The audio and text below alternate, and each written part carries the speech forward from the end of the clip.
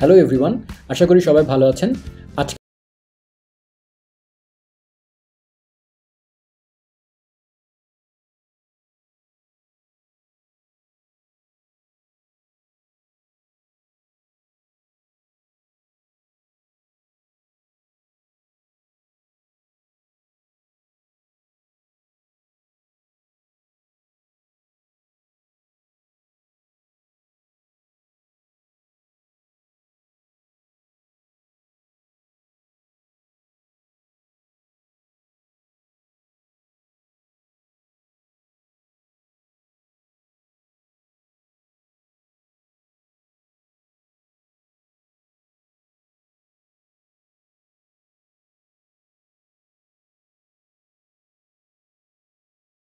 কি ওয়েল আমি এর আগে জাভাস্ক্রিপ্টের স্কোপ নিয়ে কথা বলেছিলাম। যদি আপনারা স্কোপ নিয়ে বুঝে না থাকেন তাহলে আমি অনুরোধ করব আমার স্কোপ নিয়ে করা ভিডিওটা দেখে আসেন। এটা আমি আমার ভিডিও ভিউ বাড়ানোর জন্য বলছি না, আপনি চাইলে যে কোনো জায়গা থেকেই স্কোপ কনসেপ্টটা ক্লিয়ার হয়ে আসতে পারেন।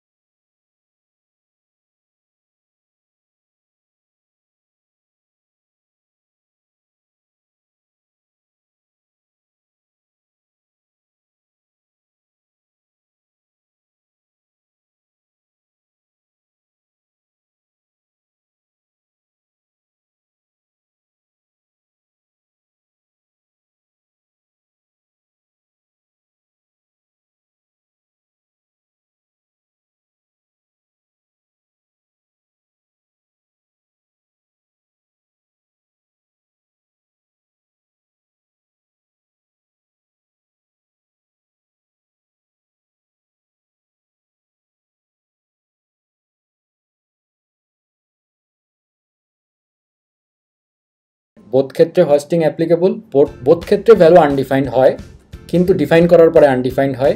কিন্তু লেটের ক্ষেত্রে আমি যে লাইনে প্রোগ্রামার লিখেছে, লেটকে কল করেছে মানে ফার্স্ট টাইম লিখেছে বা ডিফাইন করেছে, সেই লাইনে অ্যাসাইনমেন্টটা হয়। ঠিক আছে? So that's the difference between var and let in hosting. Both ক্ষেত্রেই হোস্টিং হচ্ছে, বাট একটু ছোট্ট একটা কনসেপ্টের ডিফারেন্স, যে একটা ইনস্ট্যান্টলি আনডিফাইন্ড হয়ে যায়, বাট আরেকটা ঠিক যে জায়গাটায় প্রোগ্রামার লিখেছে ওই জায়গাটায় গিয়ে অ্যাসাইনমেন্টটা হয় আনডিফাইন্ড। সো একটু আগে পরে করলেই কিন্তু আমার বিহেভিয়ারটা চেঞ্জ হয়ে যাচ্ছে। কিন্তু লেট অনেক এক্সপেক্টেড বিহেভিয়ার দিচ্ছে, অন্যান্য প্রোগ্রামিং ল্যাঙ্গুয়েজের মতো বিহেভিয়ার দিচ্ছে, যে আমি যদি পরে লিখি তাহলে আমি একটা এরর পাই, সো আমাকে বুঝতে সুবিধা হয়। কিন্তু যখন আমি var লিখছি, আমি যদি এই জায়গাটায় var করে দিই, আমার এররটা গায়েব হয়ে যাবে। সো খুবই আনপ্রেডিক্টেবল, যে আমি আসলে পরে লিখছি, তাহলে ভাই তুমি আমাকে এরর দিচ্ছ না কেন? সো আশা করি আপনাদের কাছে এই ব্যাপারটা ক্লিয়ার হয়েছে যে var এবং let কীভাবে আলাদাভাবে হোস্টিংয়ের ক্ষেত্রে কাজ করে। এবার আমরা মোর প্র্যাকটিক্যাল একটা এক্সাম্পল দেখি। এতক্ষণ খুব সিম্পল ছোট্ট এক লাইনের এক্সাম্পল দিয়েছিলাম, এবার একটু কমপ্লেক্সে যাই। ধরলাম আমি দুইটা ভ্যারিয়েবল ডিফাইন করছি, সরি var ধরলাম language is equal to Java, আর স্মল ক্যাটসে আরেকটা ল্যাঙ্গুয়েজ ভ্যারিয়েবল তৈরি করলাম এবং তার ভ্যালু অ্যাসাইন করলাম জাভাস্ক্রিপ্ট। এরপরে আমি একটা ফাংশন ডিফাইন করছি, গেট ল্যাঙ্গুয়েজ। এখানে আমি চেক করছি যে যদি স্মল ক্যাটস ল্যাঙ্গুয়েজটা ডিফাইন না থাকে বা আনডিফাইন্ড থাকে বা নাও থাকে, সে কি করবে, সে ওইটাকে নতুন করে ক্রিয়েট করবে এবং সেটার ভ্যালু অ্যাসাইন করে দিবে আমাদের বড় ল্যাঙ্গুয়েজ এটাকে। আদারওয়াইজ সে জাস্ট যেহেতু এটা ডিফাইন্ড আছে, সো ওইটাই রিটার্ন করে দিবে, স্মল ল্যাঙ্গুয়েজটাই রিটার্ন করে দিবে। ফাইনালি এটাকে প্রিন্ট করার জন্য, আউটপুট দেখার জন্য আমরা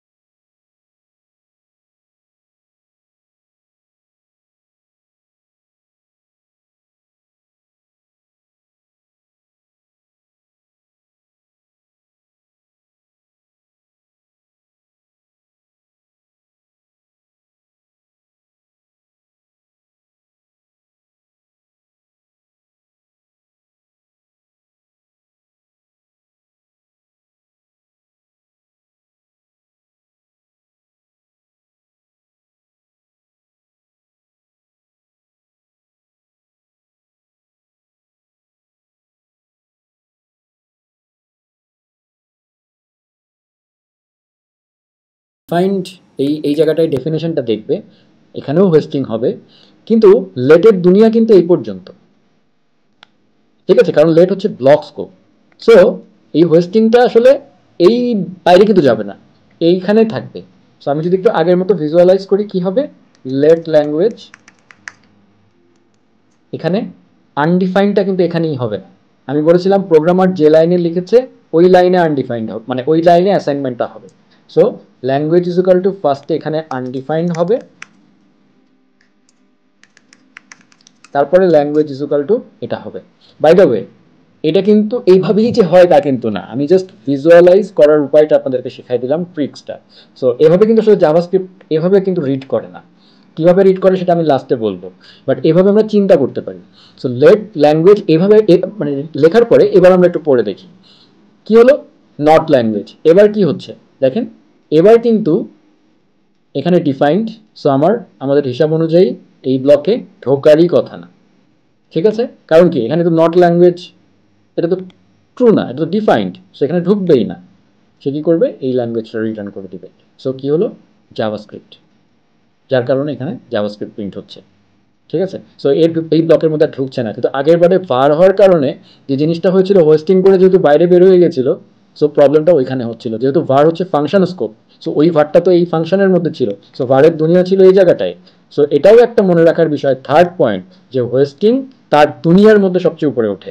মানে এর মানে এই না যে এখানে যে বার ছিল সে একদম সব বাইর হয়ে যে একেবারে আমার স্ক্রিপ্টের টপে চলে যাবে, ব্যাপারটা তা না। ব্যাপারটা হচ্ছে আমার দুনিয়ার মধ্যে উপরে উঠবে, সো আমার স্কোপের মধ্যে উপরে উঠবে। যেহেতু লেট হচ্ছে ব্লক স্কোপ, যার কারণে লেট কি হচ্ছে, এই লাইন থেকে ঠিক জাস্ট এই ব্লক, যদি আমার এই মাঝখানে আরও অনেক লাইন থাকতো, সবগুলো লাইনের উপরে আমি কল্পনা করতে পারতাম, ঠিক আছে? সো এইভাবে আসলে হওয়ার কারণে এই জায়গাটায় নট ল্যাঙ্গুয়েজ যেটা, তখন আমাদের থিঙ্কিং প্যাটার্নের সাথে মিলে গেছে, যার কারণে এই ব্লকে ঢোকেনি, এবং আলটিমেটলি রিটার্ন ল্যাঙ্গুয়েজের ক্ষেত্রে আমরা স্মল ল্যাঙ্গুয়েজ এটাই পেয়েছি, জাভাস্ক্রিপ্টটা রিটার্ন করেছে। সো আশা করি এইটুকু আপনাদের কাছে ক্লিয়ার হয়েছে। সো এরপরে ফাইনালি আমি এখন দেখাবো ফাংশনের ক্ষেত্রে হোস্টিং কীভাবে কাজ করে। তো চলুন দেখা যাক। সো আমি আমার পুরো যা যা লিখেছি এগুলো মুছে ফেলছি। এবার আমি একটা সিম্পল ফাংশন লিখি, বললাম মাই ফাঙ্ক, এবং এটার মধ্যে আমি সিম্পলি কনসোল ডট লগ করে দিলাম যে আই লাভ জাভাস্ক্রিপ্ট, এবং ফাইনালি আমি ফাংশন কল করলাম, একদম basic JavaScript function call. So আমি আমার এক্সপেক্টেড আউটপুট পাচ্ছি আই লাভ জাভাস্ক্রিপ্ট। এখন আমি যদি এই মাই ফাং যেটা আছে আগে ভ্যারিয়েবলের মতো, আমি যদি এটাকেও উপরে তুলে দিই, তাহলেও কিন্তু জিনিসটা কাজ করে। হ্যাঁ, ফাংশন ডিফাইন হয়েছে নিচে, কল হয়েছে এটা আগে, তারপরেও কিন্তু কাজ করছে। তার মানে কি, এই ক্ষেত্রেও হোস্টিং আসলে কাজ করেছে। যেটা হয় আমি বলেছিলাম যে যখনই ভ্যারিয়েবল ডিক্লেয়ার করি আমরা, বা কোনো লেট বা var যেটা দিয়েই করি না কেন, হোস্টিং হয়ে সেটা উপরে চলে যায়। মানে উপরে চলে যায় বলে আমরা অ্যাজিউম করতে পারি। ফাংশনের ক্ষেত্রেও সেম জিনিসটা হয়। যখন আমরা ফাংশন ডিফাইন করি, ফাংশন কিন্তু একটা অবজেক্ট। সো অবজেক্টও কিন্তু এক ধরনের, আমরা চিন্তা করতে পারি যে জাভাস্ক্রিপ্টের একটা অবজেক্ট আর কি। তো ওই ফাংশনটাও আসলে যখন আমরা ডিফাইন করি, মানে এই যে এটাকে বলা হয় ফাংশনের ডেফিনিশন, আর আরেকটা হয় ফাংশনের কল। সো এটা হচ্ছে ফাংশনের কল। সো আমরা যে ডেফিনিশনগুলো লিখি ফাংশনের, জাভাস্ক্রিপ্ট যখন রিড করে, আমরা ধরে নিতে পারি সে করে কি, এই ডেফিনিশনগুলোকে সব আগে তুলে দেয়। সেটা আমি যেখানে খুশি লিখি না কেন, নিচে লিখি বা অন্য জায়গায় লিখি, ও আলটিমেটলি কী করে, ও সব ফাংশন ডেফিনেশনগুলোকে উপরে তুলে দেয়। মানে সমস্ত ভ্যারিয়েবল এবং সমস্ত ফাংশন ডেফিনেশন সে উপরে তুলে দেয়, ঠিক আছে? সো যার কারণে হোস্টিংয়ের কারণে আমার কলটা